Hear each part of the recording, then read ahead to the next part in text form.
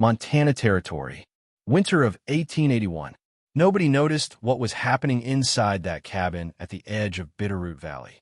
From the outside, it looked like any other homestead. Weathered logs, a stone chimney, smoke rising into the gray December sky. But by midwinter, something impossible was occurring. While her neighbors burned through cord after cord of pine and fir just to keep their families from freezing, Sarah Hendricks sat with her children in shirt sleeves, the fire banked low, the cabin warm as a summer evening. They thought she was lucky. They thought she had found a secret stash of dry wood. Some whispered she was too proud to admit she was suffering. None of them understood what she had done. Today, you're going to discover how one widow's simple adjustment to her fireplace saved her family from the deadliest winter Montana had seen in a generation. And if you're serious about learning real survival wisdom, techniques that worked when failure meant death, hit that subscribe button right now. Every week, I bring you one historical method that modern preppers and homesteaders are rediscovering. This one will change how you think about heating forever. Drop a comment and tell me, where are you watching from?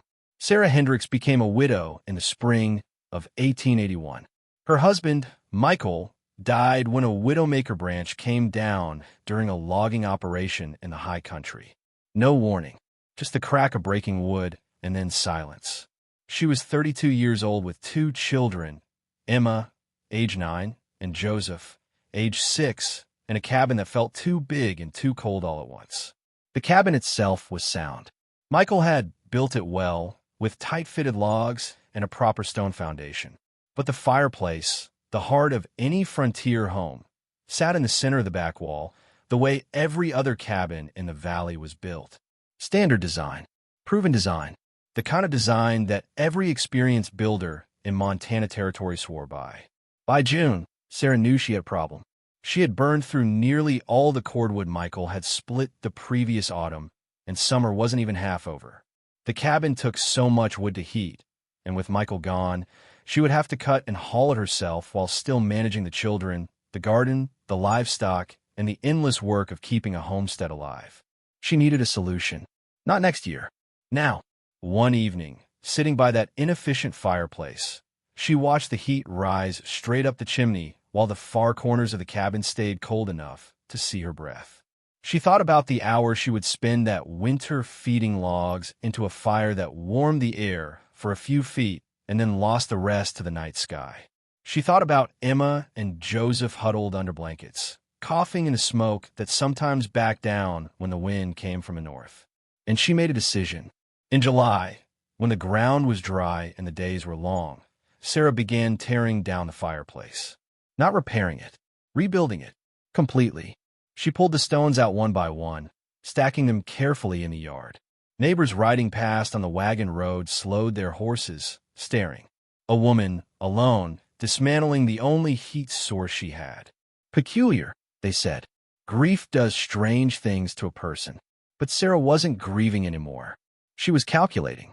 She had grown up in a stone house in Vermont where her father, a mason by trade, had built a corner fireplace that kept 3 rooms warm with half the wood their neighbors used. She remembered how the heat seemed to wrap around the house instead of shooting straight up and out. She remembered waking up to warmth still radiating from the stones hours after the fire had died. Montana wasn't Vermont. But physics, she reasoned, didn't change with geography. By mid-August, the new fireplace was taking shape. Not in the center of the back wall. In the corner. The southeast corner, where 2 walls met at 90 degrees. She angled the firebox 45 degrees into that corner, so the heat would push outward in 2 directions at once.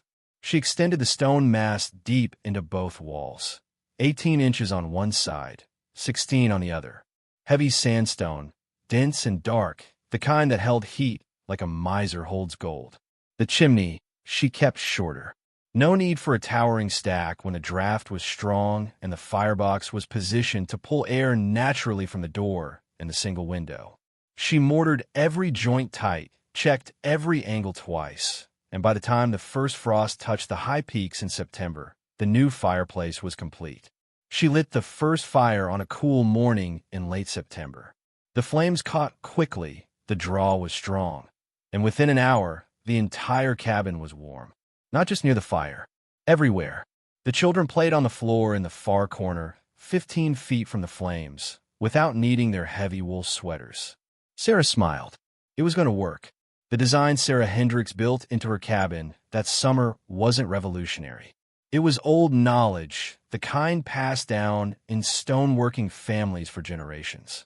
But in Montana Territory in 1881, where every homestead followed the same blueprint and every builder trusted the same methods, it looked strange. Here's what she understood that her neighbors didn't. A fireplace in the center of a wall throws most of its heat in one direction. The back wall absorbs some. The surrounding air absorbs some. And the rest rises straight up the chimney and disappears into the night. You end up with a hot zone directly in front of the fire and cold zones everywhere else. To keep the whole cabin livable, you have to burn more wood, more often, feeding the flames constantly to fight the losing battle against cold walls and drafty floors. A corner fireplace changes the geometry entirely. Sarah's firebox sat at a 45-degree angle, set into the intersection of the cabin's two exterior walls. The opening faced into the room, but the stone mass extended backward and outward, wrapping around that corner like a thick, L-shaped thermal battery. She had used dense sandstone, not the light, porous kind, but the heavy gray blocks she'd hauled up from the creek bed, each one weighing 30 to 50 pounds. The total mass of stone in that corner, including the chimney base, was close to 3,000 pounds. 3,000 pounds of rock that absorbed heat slowly and released it even slower. The firebox itself was deep and narrow, designed to create a strong updraft without wasting fuel. She had shaped the throat carefully, angling it to prevent downdrafts and encourage a clean, fast draw. The chimney ran up the interior corner of the cabin, not the exterior wall, so every inch of its length radiated warmth into the living space instead of heating the outside air. But the real genius was in the convection pattern. When Sarah lit a fire, the heat didn't just radiate outward in a narrow cone.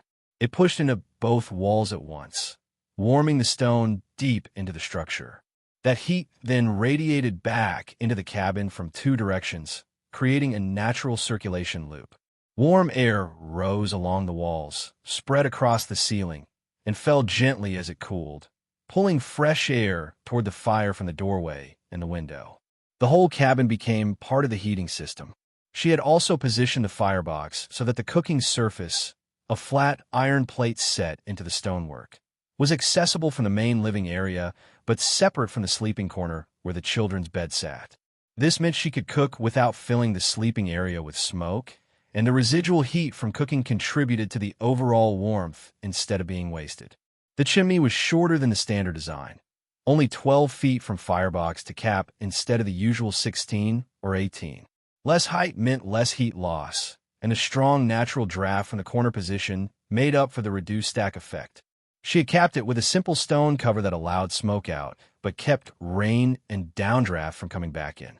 When her neighbor, Mrs. Patterson, stopped by in early October to bring a basket of apples, she stood in the doorway and stared at the corner fireplace for a long moment.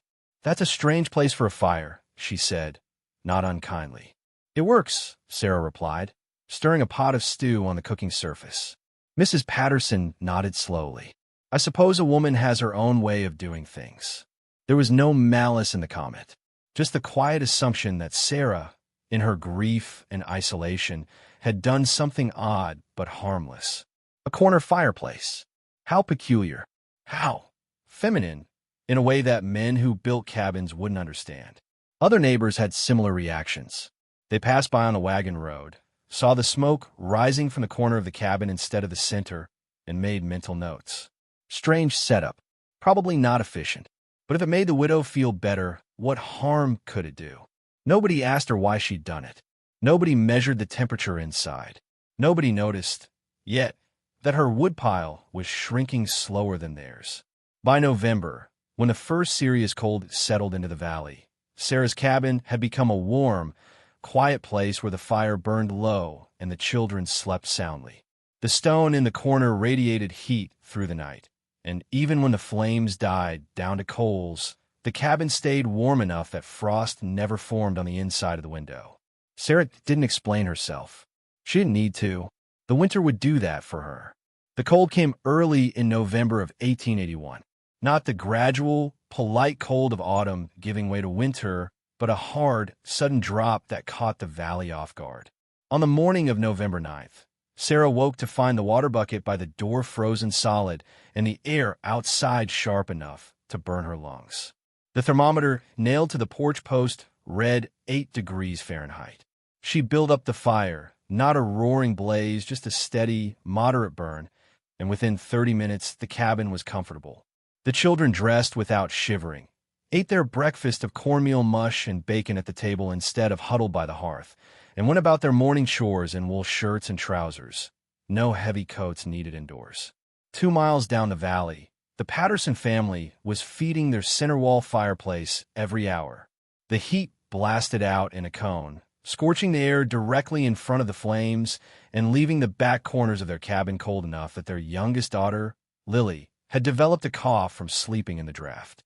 Mrs. Patterson had moved the children's bedding closer to the fire, but that meant crowding the main living space and risking sparks on the blankets. She stood at her window that morning, watching the thin line of smoke rising from Sarah Hendrick's chimney. Just a trickle, as if the widow wasn't even burning a full fire. "She must be freezing," Mrs. Patterson said to her husband, too proud to ask for help. But when Mrs. Patterson stopped by 3 days later with a loaf of bread and an offer of firewood, she found Sarah and the children in the main room, Emma reading aloud from a primer while Joseph played with carved wooden animals on the floor. No one was huddled by the fire. The cabin felt comfortable, warm, even though the fire was banked low, just a bed of coals with a single log burning lazily on top. "You're not cold?" Mrs. Patterson asked, confused. "Not at all," Sarah said, smiling. "The stone holds the heat. I only need to build up the fire twice a day, morning and evening." Mrs. Patterson glanced at the corner fireplace, then at her own cold hands, then back at Sarah. "Twice a day. Sometimes 3 if it's particularly bitter, but usually twice is enough." Mrs. Patterson didn't know what to say. Her own family was burning wood constantly, and their cabin still felt drafty and cold except right in front of the flames. She thanked Sarah for the tea, made a polite excuse, and left. That night, she mentioned it to her husband. "Something's different in that cabin. I don't know what she's done, but they're warmer than we are, and she's barely burning any wood." He shrugged. Smaller cabin, maybe less space to heat. But Mrs. Patterson had been inside Sarah's cabin before Michael died. It wasn't smaller. If anything, it was slightly larger than theirs. November dragged on, and the cold settled in for real. Temperatures hovered in the teens during the day and dropped below 0 at night. The valley filled with smoke from dozens of chimneys working overtime, families burning through their wood piles faster than expected, men and boys heading out in the bitter cold to cut more, haul more, split more. Sarah cut wood too, but not as much. Her pile shrank slowly, steadily, predictably. Every 3 days, she brought in enough to last another 3 days. No panic, no exhaustion, no middle-of-the-night scrambles to feed a dying fire before the cabin froze. People noticed, but they didn't understand. "Maybe she found a good supply of dry wood," someone suggested. "Maybe she's just tougher than she looks," someone else said. Nobody considered the possibility that the corner fireplace, the strange, feminine, peculiar design, was doing exactly what Sarah had intended. By late November, the first serious snow arrived. 6 inches overnight, then another 8 inches 2 days later. The temperature dropped to 4 degrees Fahrenheit and stayed there for a week. The Patterson family, like most of their neighbors, kept their fire roaring day and night. They burned through 2 cords of wood in 10 days. Sarah burned through half a cord, and her cabin stayed warmer. The real test, though, was still coming. January was always the cruelest month in Montana Territory, and the winter of 1882 would prove to be one of the worst in living memory. Stay with me, because what happened next made even the most skeptical builders stop and take notice. January 15th, 1882. The sky over Bitterroot Valley turned the color of old iron, and the temperature began to fall. Not quickly, slowly, steadily, like a predator stalking its prey. By evening, it was 12 degrees below zero. By midnight, 18 below. The wind came from the north, howling down from the high country, driving snow sideways and piling drifts against cabin walls. It lasted 3 days. For 72 hours, the people of Bitterroot Valley fought to keep their families alive. Fireplaces roared. Woodpiles shrank. Men went out into the blinding snow to haul more logs, their faces wrapped in scarves, their fingers numb inside leather gloves. Inside the cabins, families huddled close to the flames, children bundled in every piece of clothing they owned. Blankets hung across doorways to trap what little heat remained. At the Patterson cabin, the center wall fireplace blazed constantly. Mr. Patterson fed its split pine and fir, one log after another, keeping the flames high and hot. But the heat didn't spread. It rose straight up the chimney or radiated out in a narrow cone, leaving the back half of the cabin bitterly cold. The children's bed, pushed as close to the fire as safety allowed, was still cold enough that frost formed on the blankets during the night. Mrs. Patterson moved them to sleep on the floor directly in front of the hearth, but even there, they shivered. On the second morning, young Lily Patterson woke with a fever and a cough that rattled in her chest. Mrs. Patterson wrapped her in quilts and kept her near the fire, but the smoke from the constant burning irritated the child's lungs and the wild swings in temperature, scorching near the flames, freezing 3 feet away, made it impossible to keep her comfortable.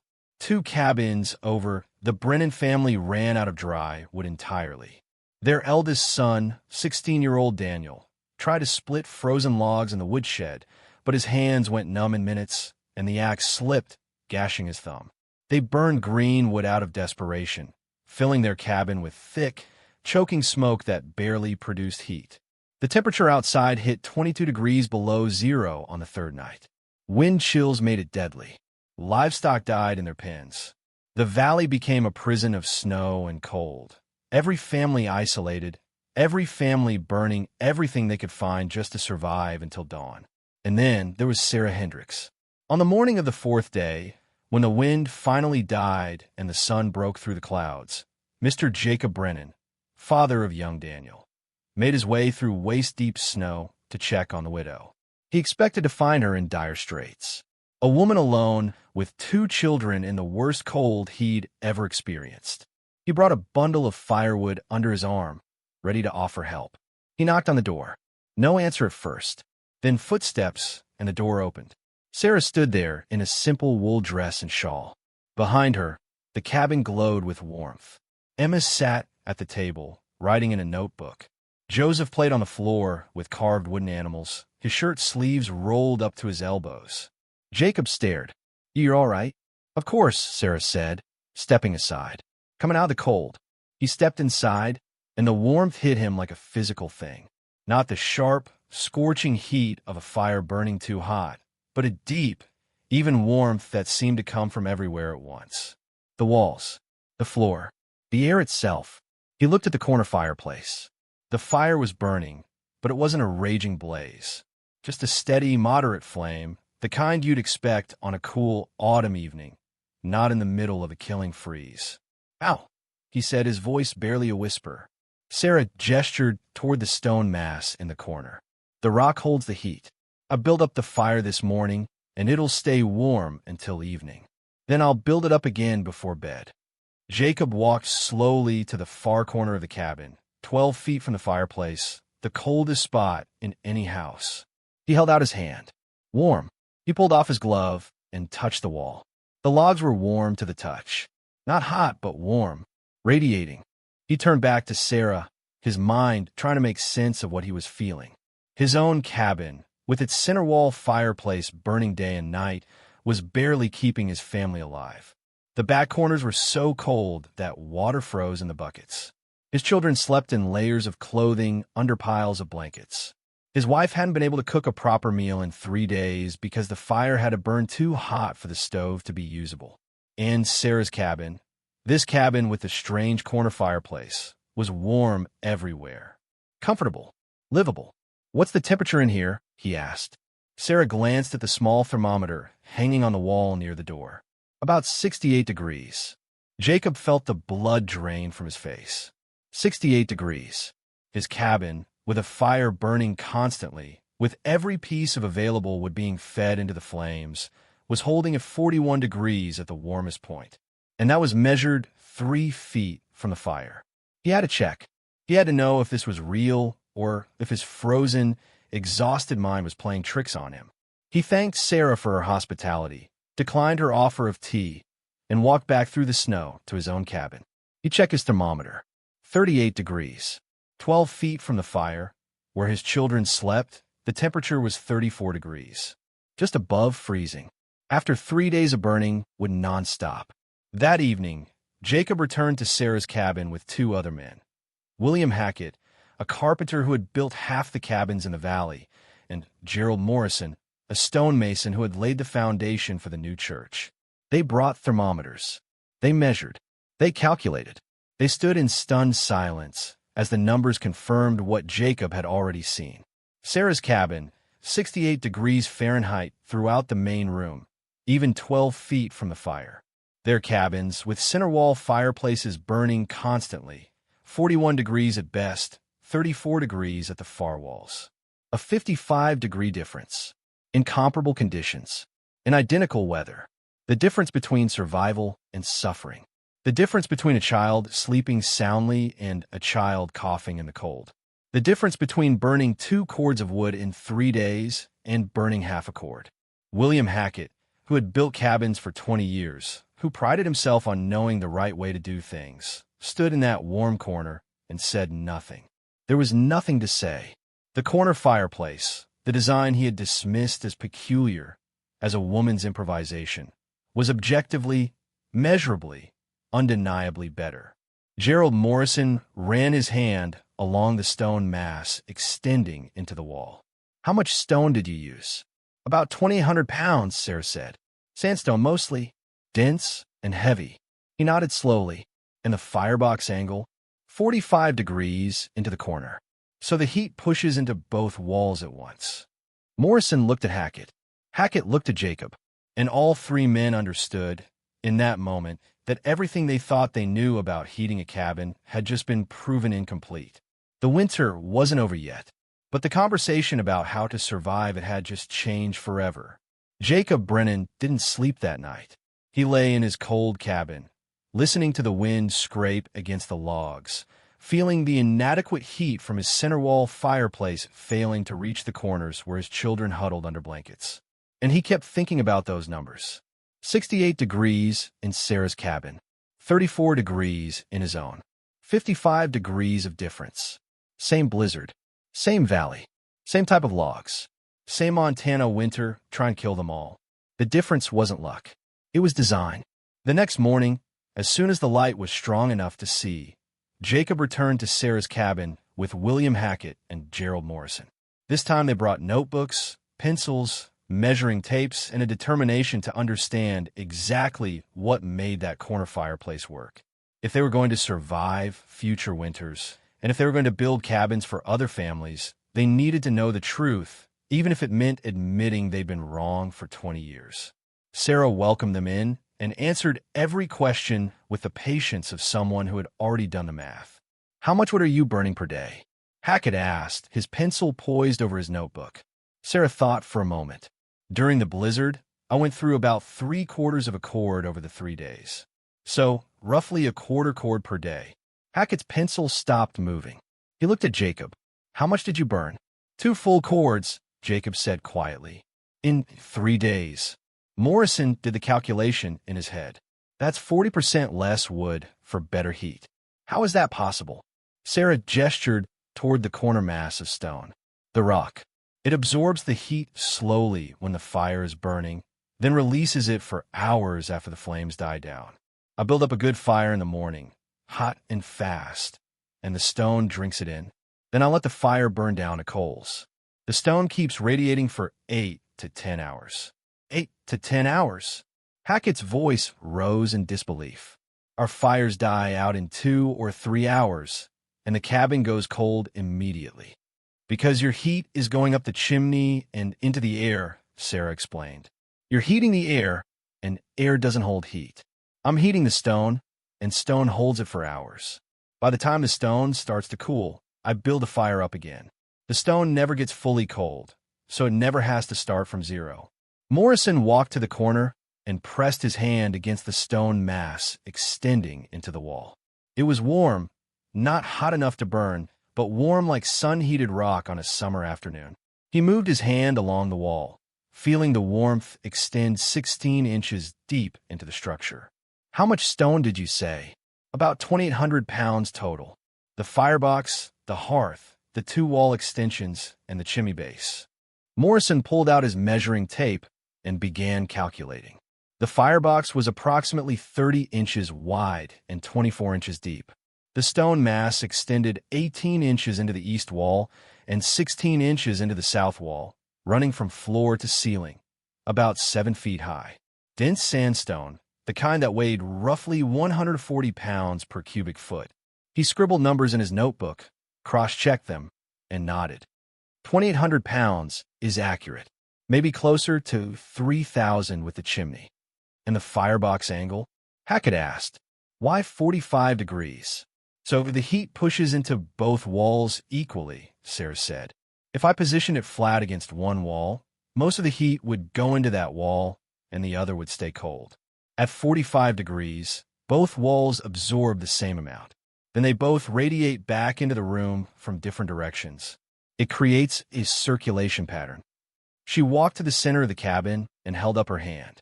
"Feel the air moving?" The three men stood still. After a moment, Jacob felt it, a gentle current of air, barely perceptible, flowing from the door toward the fire, then rising along the walls and spreading across the ceiling. "Convection," he said. "Exactly. The warm air rises along the stone walls, spreads across the ceiling, and falls as it cools. It pulls fresh air from the door and the window, which feeds the fire and keeps the draft strong. The whole cabin becomes part of the heating system, not just the fireplace." Hackett was writing furiously. "And the chimney height, 12 feet from firebox to cap. Shorter than standard, but the corner position creates a stronger natural draft. I don't need the extra height, and a shorter chimney means less heat escaping before it reaches the room." Morrison measured the chimney with his tape. 12 feet, 2 inches. "And the throat angle?" Sarah showed him the carefully shaped throat of the firebox, the narrow passage where the smoke transitioned from the burning chamber to the chimney. Steep and smooth. No rough edges to create turbulence. The smoke moves fast and clean, which prevents backdrafts when the wind shifts. For the next 2 hours, the three men measured, calculated, and tested. They compared Sarah's wood consumption to their own. They measured the temperature at various distances from the fire. They examined the stone joints, the mortar quality, the firebox depth, the cooking surface integration. They asked about maintenance, ash removal, creosote buildup, and seasonal performance. Every answer confirmed what they already knew but hadn't wanted to admit. The corner fireplace was superior in every measurable way. William Hackett finally closed his notebook and looked at Sarah. "I've been building cabins in this valley for 20 years. I've built 14 of them with center wall fireplaces because that's what everyone does. That's what I was taught. That's what works." He paused, choosing his words carefully. "I was wrong." Sarah said nothing. There was no need to gloat, no need to prove anything beyond what the numbers had already proven. Morrison spoke next. "The church committee is planning to build 2 new cabins for families arriving in the spring. I'm going to recommend corner fireplaces. With your permission, I'd like to use your design." "It's not my design," Sarah said. "My father learned it from his father, who learned it from stonemasons in Europe. It's old knowledge. I just remembered it." Then, with respect to your father and his father, Morrison said, "I'd like to bring that old knowledge back." Word spread through the valley faster than the blizzard had. By evening, 5 more men had come to Sarah's cabin to see the corner fireplace for themselves. By the end of the week, 3 families had begun sketching plans to retrofit their own homes. The stonemason, Morrison, found himself inundated with requests for consultations and material estimates. The numbers didn't lie. 68 degrees versus 34 degrees. A quarter cord per day versus 2/3 of a cord. 8 hours of radiant heat versus 2 hours. Stone that cost nothing but labor versus would that cost everything, time, energy, and risk in the frozen forest. But perhaps the most telling number was this. In the 2 weeks following the blizzard, for children in the valley developed pneumonia from sleeping in cold, drafty cabins. 3 of them recovered. 1. A 5-year-old boy named Matthew did not. His family's center wall fireplace had burned constantly, but the cold had found him anyway in the far corner of the cabin where the heat couldn't reach. Sarah heard about Matthew's death on a gray February morning. She stood at her own warm hearth, watching Emma and Joseph play safely in the corner that would have been freezing in any other cabin, and she felt the weight of what that corner fireplace meant. It wasn't about being right. It wasn't about proving a point. It was about children sleeping warm. It was about families surviving. It was about physics and stone and the simple, ancient wisdom that heat belongs in the walls, not in the air. The corner fireplace hadn't saved Matthew, but might save the next child, and the next, and every child who would sleep in a cabin built with stone that remembered warmth long after the flames died. Spring came to Bitterroot Valley in late March of 1882, and with it came the sound of hammers and saws. William Hackett and Gerald Morrison, along with 2 other experienced builders, dismantled the center wall fireplace in the Brennan cabin and rebuilt it in the southeast corner. They followed Sarah's design exactly. 45-degree angle, deep firebox, extended stone mass into both walls, shortened chimney, carefully shaped throat. By the time the snow melted and the creek ran high with runoff, 3 more families had retrofitted their fireplaces. It wasn't a revolution. There were no grand announcements, no public debates, no formal adoption of a new building code. It was simply practical men making practical decisions based on measurable results. The following winter, 1882 to 1883, was milder than the previous one, but cold enough to test the new designs. The retrofitted cabins performed exactly as predicted. Warmer interiors, less wood consumption, better heat distribution, fewer sick children. Families who had been skeptical began asking questions. The stonemason, Morrison, spent the summer of 1883 traveling to neighboring valleys, consulting on fireplace designs, teaching other masons the principles Sarah had reintroduced. By the winter of 1883, 11 cabins within a 50-mile radius of Bitterroot Valley had incorporated corner fireplaces into their design. Some were retrofits. Others were new construction, built from the ground up with the corner position plan from the beginning. Each one performed better than the old center wall design. Each one saved wood, saved labor, and saved family from the brutal mathematics of frontier winter. No one called it Sarah's method. No one named it after her or gave her formal credit. In the rough, practical culture of Montana Territory, innovations didn't need names or patents. They just needed to work. And the corner fireplace worked. Sarah herself continued living quietly in her cabin, raising Emma and Joseph, managing her small homestead. She helped neighbors who asked for advice, explaining the principles of thermal mass and convection in the same patient, clear way she had explained them to Hackett and Morrison. She never charged for her consultations. She never sought recognition. She had solved the problem for her family, and in doing so, she had solved it for others. In 1889, when Montana became a state, the corner fireplace had become a recognized design throughout the Western Territories. Builders in Wyoming, Idaho, and Northern California began incorporating the principles into their own work. A homesteading guide published in 1891 included a full chapter on corner fireplaces, complete with diagrams and stone mass calculations. The author, a former Army engineer named Robert Whitfield, wrote, "The corner position, once considered unorthodox, has proven superior in every climate where winter heating is essential." By 1910, corner fireplaces were standard in off-grid construction across the northern United States and Canada. Modern variations incorporated metal heat exchangers, ceramic firebricks, and improved draft systems, but the fundamental principles remained unchanged. Position the mass in the corner, extend it into both walls, angle the firebox for even distribution, and let the stone do the work of holding heat. Sarah Hendricks died in 1923 at the age of 74. She had lived long enough to see her children grow, marry, and build their own homes, each one with a corner fireplace.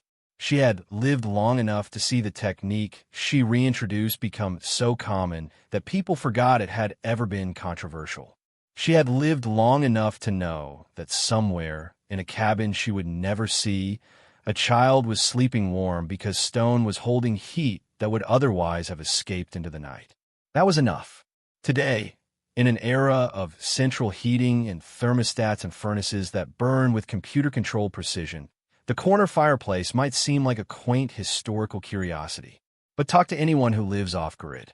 Talk to modern homesteaders, preppers, and bushcraft enthusiasts who understand that when the power goes out and the supply chain breaks down, physics doesn't change. Heat still needs mass to hold it. Convection still needs geometry to flow.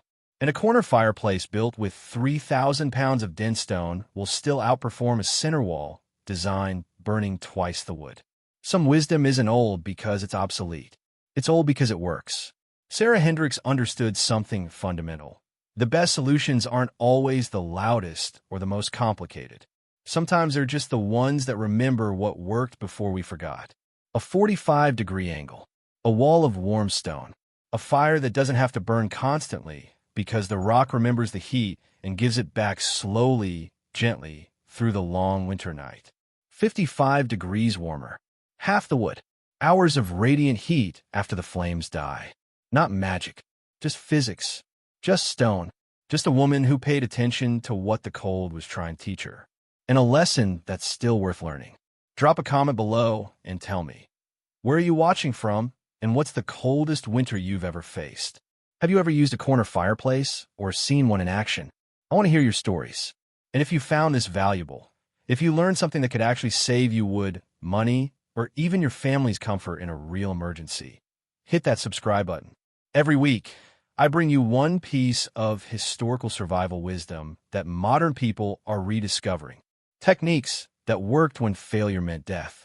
Methods that don't need electricity, don't need supply chains, and don't need anything except knowledge and effort.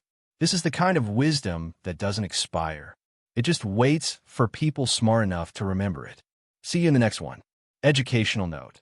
This video presents historically inspired reconstructions for educational and storytelling purposes. Characters, names, and specific events are fictional, while the techniques, concepts, and principles discussed are based on real historical practices and well-established physical or practical knowledge. Any modern application should be evaluated according to current standards, safety guidelines, and applicable laws or regulations. This content is educational in nature and does not constitute professional, technical, or legal advice.